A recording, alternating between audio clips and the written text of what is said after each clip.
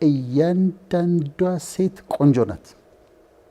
እያንዳንዷ ሴት ቢዩቲፉል ነች። ፊቷን ታጥባ ያ የምታየው መልክ ቆንጆ ነው። ቆንጆ ያልሆነች ሴት የለችም። ሁሉም ቢዩቲፉል ናቸው። ግን አንድ አይነት ግን አይደለንም። በፋብሪካ አልተመረትንም።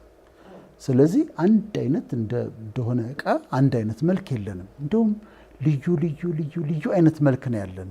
ቀላ ያለችዋ፣ ጤም ያለችዋ፣ ጠቆር ያረገ የተለያየ ቫራይቲ ነው።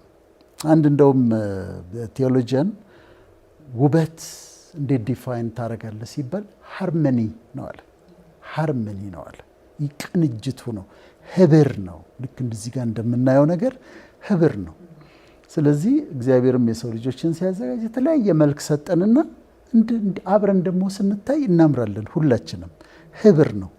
አንድ አይነት ብንሆን ኖሮ አስቸጋሪ ነበር እና እያንዳንዷ ሴት ቆንጆ ነች። እያንዳንዱ ወንድ መልከ መልካም ነው። ይሄ ለወንዱም ይሰራል።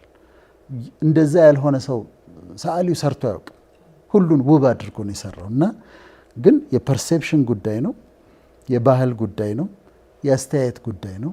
ፖላይት የሆነች ሴት ሰው አክባሪ ውስጣዊ ውበት ነው ብዬ አምናለሁ። ማለት ሁሉን የምታከብር